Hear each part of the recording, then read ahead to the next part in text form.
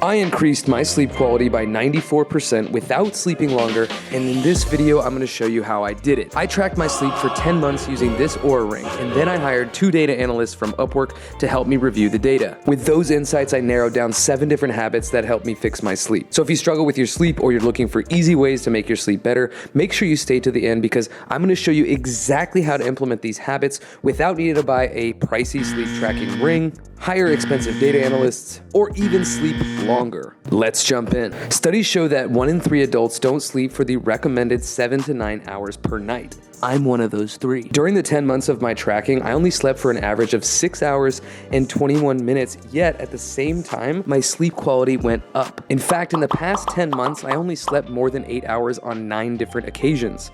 So how did I have more energy, improve my sleep quality, and feel more rested by actually sleeping less, and how can you do the same? Well, the main metric that I focused on improving wasn't my total sleep duration. It was the total amount of deep sleep, which is the most rejuvenating and restorative sleep stage. Basically, I increased my deep sleep percentage, which improved my sleep quality, all without increasing my overall sleep time. And if you're like me and you don't sleep that much or you toss and turn at night, I find that improving my sleep quality through deep sleep is much easier than actually impacting the total sleep duration. While each body has different sleep needs, the quality improvements that I'm going to talk about in this video are beneficial to everyone and they're backed with science. By optimizing for higher sleep quality, you can sleep smarter without having to sleep longer. Here are the 7 different habits that can help you get the same results. The first one is taping my mouth shut. Science shows that nose breathing provides you more oxygen and humidifies the air for you, and if that wasn't enough of a reason, mouth breathing actually makes you objectively uglier. However, up to 50% of people breathe consistently through their mouths, which causes all sorts of issues. And this tape acts as a prison for your mouth, but this prison actually keeps you pretty. The only downside is sometimes in the middle of the night, I take it off without knowing. It ends up somewhere in my bed, on my foot, or even on my girlfriend, and she's less than amused. Yes, when I first started using mouth tape, I felt really claustrophobic. I felt like I might have looked like a serial killer or Jim Carrey, but eventually I got over it.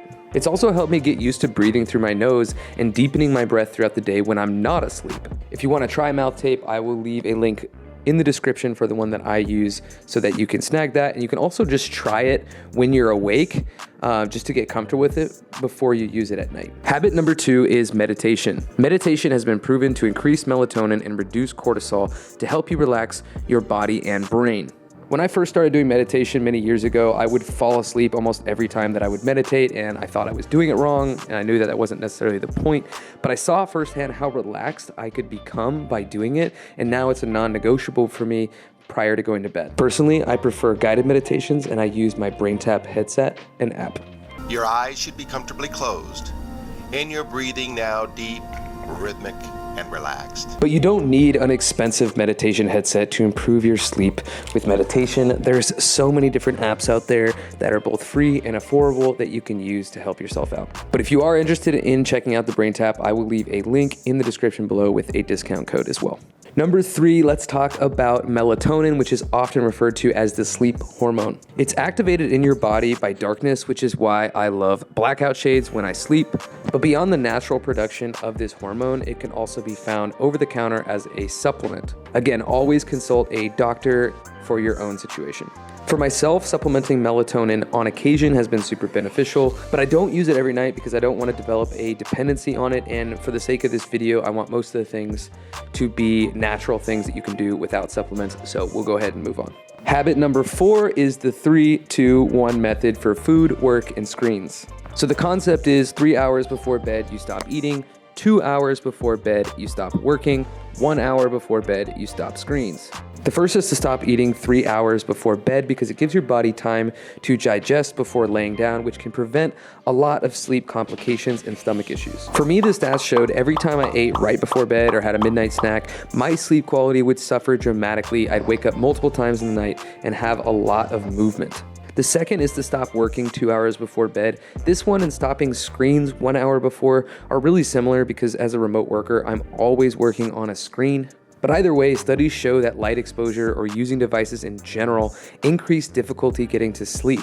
And I find this one to be the most difficult. It's the area that I have to improve the most because I often find that I'm on my phone at night regardless how long it is before bed. But I will say though, I'm really consistent at putting my phone on airplane mode when I go to sleep, which is also a massive game changer. Let's move on to habit number 5, consistent movement and healthy diet. One of the biggest data points correlated to my sleep quality was exercise, and it didn't even need to be rigorous exercise as much as it was just moving during the day. Just getting a lot more steps made a huge difference. Now, this isn't surprising to me that exercising equals better sleep. When my sleep was by far at its worst, I was recovering from an ACL surgery in the first month of tracking my sleep, and I couldn't even walk. Immediately when I started walking and doing physical therapy, my sleep quality increased. While hard aerobic exercise is fantastic and absolutely recommended to improve your sleep, just getting a few thousand extra steps a day can make a huge difference. To do this, find those little things that you can do in the in-between times, like walk up the stairs instead of using the elevator, move every few hours, especially if you work from home, or recommend to your colleagues that you do walking meetings, or even just park your car in the farthest part of the parking lot.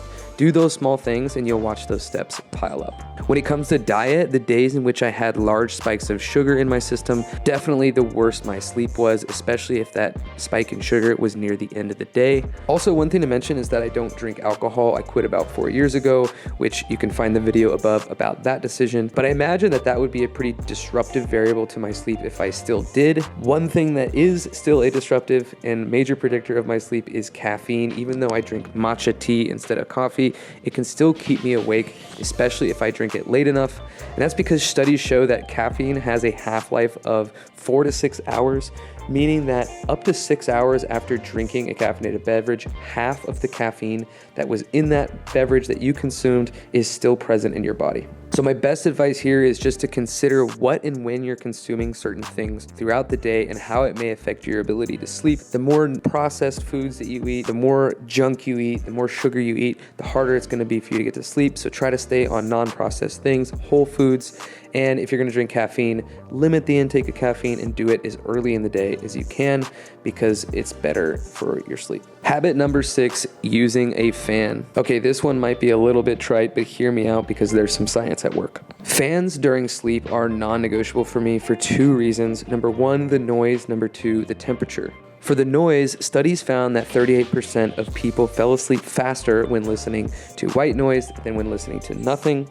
And for temperature, studies have shown that the ideal sleeping temperature for a room is between 60 and 67 degrees Fahrenheit. And if you're as neurotic as me, you'll even use a fan in a cold room just for the noise. Either way, when I looked at the data on the days when I was sleeping without a fan or without AC, especially in a really hot room, my sleep was terrible. So whenever I travel, I reach out to my Airbnb host prior and make sure that there is a fan available in our apartment. And the last one, having a bedtime. If I told 8-year-old me that I'd not only be voluntarily adhering to a bedtime, but I'd be the one creating it for myself, I would have told myself to suck rocks. I hated having a bedtime as a kid, but somehow it's become the best excuse as an adult to get out of, well, anything. One of my favorite strategies, especially if I'm out at a social event, is to set an alarm on my phone, and as soon as that goes off, I leave to go to bed, even if it's in mid-conversation. I also love the Oura Ring because it gives me a bedtime based on recent data, which is usually between 10 and 11 p.m. And yes, my phone is in Spanish, so if you can't read it, that's basically what it's saying here. But the more that I stick to that, even if I'm just laying in bed, the more consistent my circadian rhythm is, which is the body's 24-hour cycle. It's kind of like an internal clock. Either way, what I love about a consistent bedtime is that I can wake up without an alarm every morning, and that is truly a gift. Now that you've been armed with these 7 data-backed habits, let me know in the comments what it is that I missed. Make sure to like, subscribe, and share with another sleep-deprived soul. And until next time, keep wandering. You're not lost.